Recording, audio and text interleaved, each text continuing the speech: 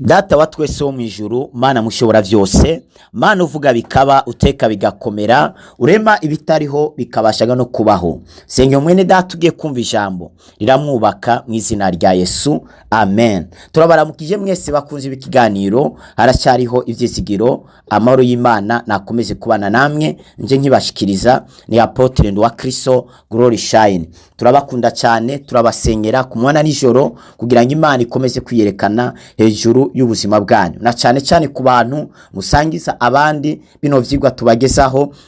Muvyumve ko muri ko muradufasha kwamamaza ubutumwa bwiza, muri ko muradufasha guhindura amahanga. Imana iguhezagire cyane. Birivuga ngo abazanye benshi mu kugororoka bazokwakaka mu kirere nk'inyenyeri. Birivuga ngo wayi cyato cy'amazi uvugishwa n'Imana azahabwa impera ingananiye. Abantu muduha amazi yo kunwa, abantu mudushigikiza uburyo bwanyu, uhora habaho umugisha kandi muzahabwa impera inganani yacu. Imana iguhezagire cyane. Tugiye gukomeza ikigwa cyacu girafise teme ivuga ngo ni gute nafata ijambo ry'Imana rikancikira ubuzima. Ni gute nafata ijambo ry'Imana maze rikancikira ubuzima. Ijambo ry'Imana ntabwo ari inyuguti. Ijambo ry'Imana ni Imana ubwayo. No kuvuga ijambo ry'Imana ni Imana ubwayo. Iyo wakiriye ijambo ry'Imana uba wakiriye Imana mu buzima bwawe. Imana rero birasigura kumanika cyane ikintu kiri hejuru y'ibintu byose, kiri hejuru y'abantu. Iyo rero wakiriye ijambo rirashobora kukumanika. Umva ijambo Imana rivamo irindi jambo kumanika. Umva iyo wakiriye ijambo rirakumanika hejuru, riragushira hejuru y'abanzi, riragushira hejuru y'ibintu, ukisanga ibintu byahora bikumira bigutera ubwoba, ahubwo ugasanga ni wewe utangiye kubitera ubwoba bitewe n'ijambo wakiriye muri wewe. Petero ari mu bwato, ava mu bwato kubera ijambo Yesu yaramuhaye rica rimushoboza kugendera hejuru y'amazi. Ntabwo ari Petero yagendeye hejuru y'amazi, ahubwo ni ijambo Yesu yahaye Petero ryagendeye hejuru y'amazi. Ni ijambo Petero yakiriye ryamushoboje kugendera hejuru y'amazi, kubera ijambo ni Imana. Ijambo ubwaryo ni Imana. Uko rero ijambo rigwira muri wewe niko Imana igwira mu buzima bwawe. Uko Imana igwira mu buzima bwawe niko Satani ahunga ubuzima bwawe. Haleluya. Imana iguha umugisha. Ni gute rero ijambo ryancikira ubuzima nkaribamo nkarigenderamo? Usomye Matayo ibice vyaho 7 ugasoma umurongo waho wa 24, haravuga ngo kumva no gukora. Mwumva ayo majambo yanje wese akayakora asa n'umuntu w'ubwenge yubatse inzu yiwe ku rutare, isegenyiragwa inkukura iratwaza, igihuta kirahuhuta, ngo bisurira kuri nyanzu, ngo ntiyagira ikiba. Haleluya. Ngo ntiyagwa, ngo kuko yari mase ku rutare. Ni kuvuga ngo yaramaze abiri. Birivuga ngo umwe yubatse inzu ye ku musenyi, ariko undi ayubaka ku rutare. Uwayubatse ku rutare biritubwiye ngo nuwumva ijambo ry'Imana karikora, uwo muntu inzu yiwe yubatse ku rutare, uwo muntu famiye yiwe yubatswe ku rutare, uwo muntu umuryango wiwe urugo rwiwe rwubatswe ku rutare. Alebosi bakaya, uwo muntu urugo rwiwe, umugabo wiwe, umugore wiwe yubatswe ku rutare. Ukaba uri umudamu utubatse ku ijambo ry'Imana, udakora ijambo ry'Imana, urugo rwawe ntabwo ruzakoma kubera ruzaba rwubatse ku musenyi. Abakristo benshi barahura n'ibibazo bagahita batembanwa navyo, bagahita bava ku Mana. Ni kubera iki? Nta jambo riri indani muri bo. Abakristo buno munsi bakunda profesi, gukunda ijambo ry'Imana. Profesi ikubwira iki? Ikubwira ikintu Imana yarangije gushira ku buzima bwawe, ariko ijambo ry'Imana niryo rizakugeza muri ico kintu. Paulo abwira ishengero agiye kurisezera, ntabwo yavuze ngo mbaraza ubuvugishwa ngo rabagirire neza azabageza kure.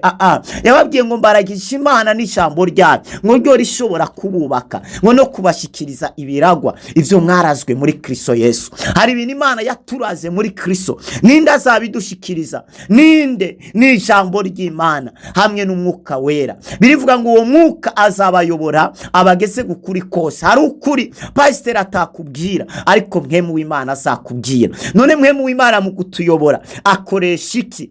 Akoresha ijambo ry'Imana. Umukristo atumva ijambo ry'Imana, umukristo atizera ijambo ry'Imana, umukristo adakora ijambo ry'Imana, ntabwo ashobora kugendera mu mugambi w'Imana, ntabwo ashobora kugendera mu vy'Imana yamuteguriye kubaho. Ntibishoboka. Birivuga ngo uwubatse inzu we ku rutare, isegenya yaraje.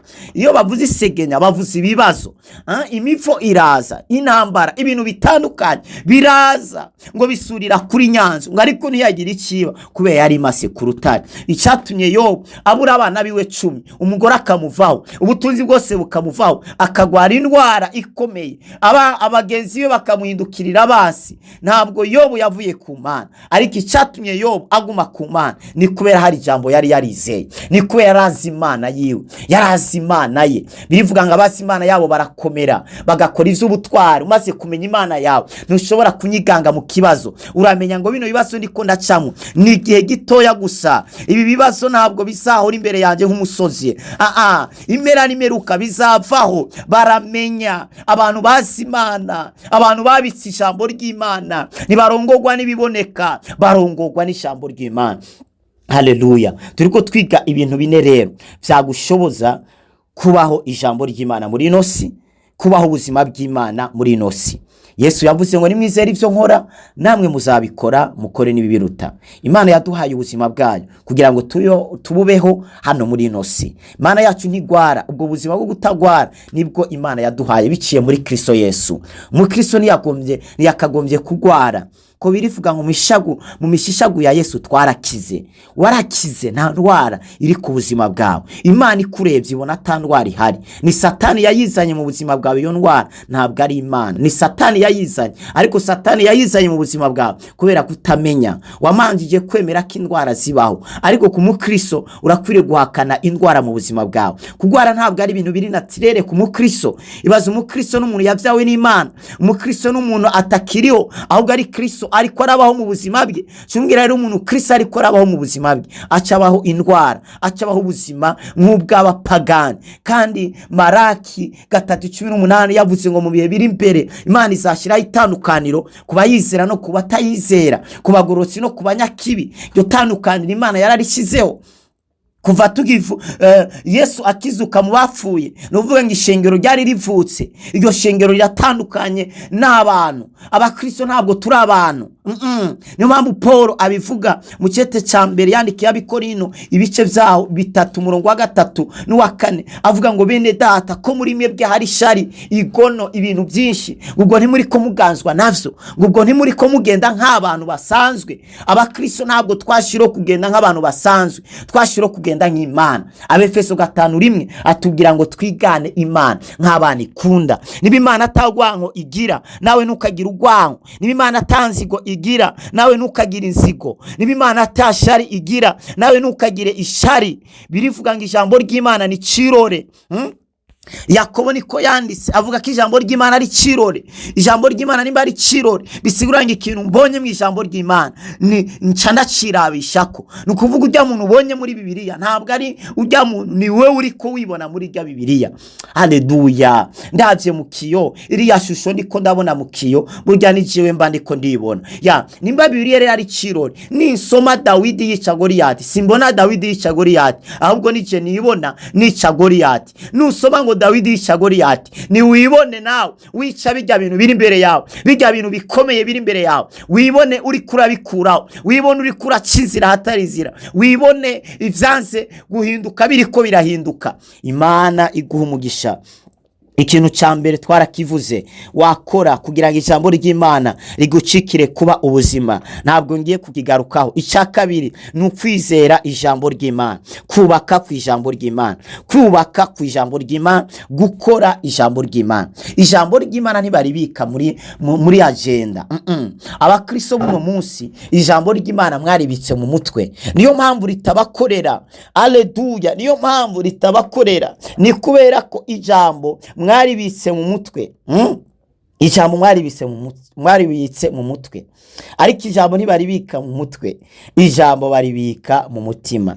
Ijambo baribika mu mutima. Dawidi avuga ngo nabitse ijambo rye mu mutima wanjye kugira ngo noye kugucumuraho. Impamvu abakristo mucumura ni kubera ijambo ry'Imana mwaribitse mu mutwe, murazi icyo rivuga, ariko abaribitse mu mutima bakora icyo rivuga. Ariko abaribitse mu mutwe barazi icyo ijambo ry'Imana rivuga, ariko abaribitse mu mutima bakora icyo ijambo ry'Imana rivuga. Urumva ko hariho difera. Abantu baribitse mu mutima ntibacumura ngo kubera atabantu mbona ngo reka nsambane, kubera atabantu bariko barambona reka ninywera inzoga. Ariko umukristo aribitse mu mutima, yaba ari mu cyumba nubwo wamuhera inzoga ahantu hijimye ntabwo yayinwa, kubera arazi cyari, arazi ko ari umukristo, arazi ko ari cyaremwe gisha, arazi ko ari umwana w'Imana. Umunezero wacu ntabwo uri mu nzoga, nturi mu itabi, nturi mu rumogi, nturi mu gusambana. Umunezero w'abana b'Imana nturi mu kugira amafaranga menshi, nturi mu kugira imodoka, inzu. Umunezero w'umwana w'Imana uri mu kugira Kristo.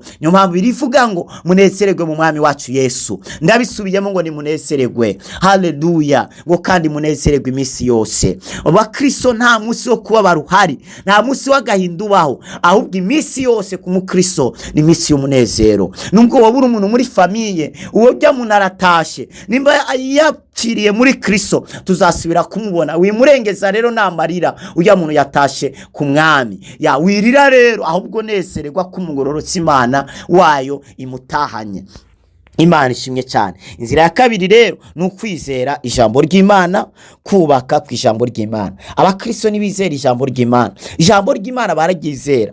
Umaze kuryizera rero rigaca ricika kuba ubuzima bwawe. Usomye hariya Abaheburayo 11 havuga ngo ukwizera ni ukumenya kose udakekeranya, udashudikanya, ukamenya kose ko ivyo bintu ngo bitegerezwa kuba. Ngo kandi ukwizera niko gutumenyesha ko ivyo bintu ari vy'ukuri. Ukwizera ni ukumenya kose ibintu apana byo mwisi biboneka, ibintu biri mwisi imwe, maze ukabimenya kose ko ari ukuri. Imana ishimye cyane. Birivuga ngo Abrahamu yabaye sekuruza w'amahanga. Kubera iki yabaye sekuruza kandi wabizera? Ni kubera Abrahamu biri mushingira intaye ngo yizeye ibitokwizegwa. Ibaze ngarabye Sara, yabona arakaheze, yabona ataruvyaro yoba gishoboye kuvyara, ngariko Abrahamu ivyo nivyamubugiye kwizera ko azovyara, nivyamubugiye kwizera ko Sara azomuvyarira. Ibaze urabye muri business yawe ukabona nta kazi kahari, ukabona amafaranga uri kurinziza, nukuri no gupanga inzu yarakunaniye, gupanga inzu yarakunaniye kwishura inzu, amafaranga uronka wema mu madeni, mugabo waraba imbere ukabona inzu nziza, ukabona wubaka inzu nziza, ukabona ugendera mu modoka nziza. Ni amaso yawe wayakuye kuri ivyo bintu wari kurabona, wayashize kuri kwa kuri ko mwisi imwe. Ariko Paulo avuga ngo tuboneka nk'abakene ariko dutungishije benshi. Ni kubera Paulo ntabwo yizera ibiboneka, yizera ivyo bitaboneka. Nivyo yarahagazemo, nivyo yagenderamo, agaca avuga ngo tuboneka nk'abantu nta kintu dutunze ariko dutungishije benshi. Hari imiryango myinshi iri kirabaho biciye kuri twebwe. Umukristo arafise abantu benshi atunze. Imana ishimye cyane, haleluya. Birivuga ngo niturongorwa n'ivyo tubona, ngo turongorwa n'ivyo twizera. Icete cya kabiri Paulo yandikiye Abikorino ibice 5:7 ngo uko tugenda turongorwa no kwizera, niturongorwa n'ivyo tubona. Ukwizera rero ngo nukumenya gose ibitaboneka, ngo maze ukamenya ko ari ukuri. Bijya bintu bitaboneka warasubye mu ijambo ry'Imana ko mishagu ya Yesu twakize, ubwo kuri ukakugenderamo, ugatangira kwiyaturaho ko wakize, maze ukagendera muri uko kuri, ukavuga ati singwara, ndi umwana w'Imana, ndi umugororotsi ko Yesu yikoreye ivyaha byanje. Uko kuri ko mu ijambo ry'Imana ukakugenderamo, ko niko gukora ijambo ry'Imana, ko niko ijambo ry'Imana ricika ubuzima bwawe, ukagizera. Hagarika kwizera abantu, izera ijambo ry'Imana rizahindura ubuzima bwawe. Izera ijambo ry'Imana ntuzakugwa n'isoni, ntuzamaramara. Abizigiye abantu baravumwe, ariko wizeye Imana, wizeye ijambo ry'Imana birivuga ngo arahiriwe. Aho muntu ameze nk'umusozi Siyoni udashobora kunyiganyiga. Uwizeye Imana ameze nk'umusozi Siyoni.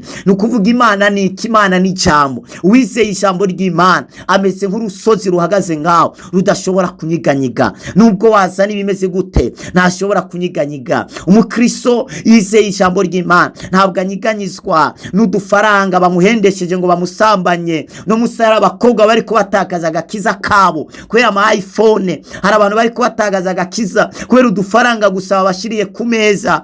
Shuti yanje, agakiza karahenze gusumba izo bintu. Birivuga ngo vyakumarira iki kunguka ibyo mwisi byose ugahomba ubugingo budashira? Ntaco vyakumarira. Ubuzima buhoraho burahenze gusumba izo bintu byo mu buryo bufadika.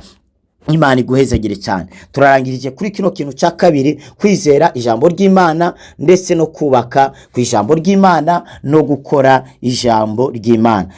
Musi ukurikira tuzababwira mu gice gikurikira ibindi bintu bibiri bisigaye. Imana iguhezagire cyane. Urifuza gusengerwa, ufise umutwaro, ufite inzozi warose zirakuzazanira, urifuza amasengesho yacu, twakure kuri no nimero +257 65 77 339 agasaraba 257 65 177 339. Mwari kumwe na Apotre wa Kristo Glory Shine muri umugisha w'amahanga. Turabakunda.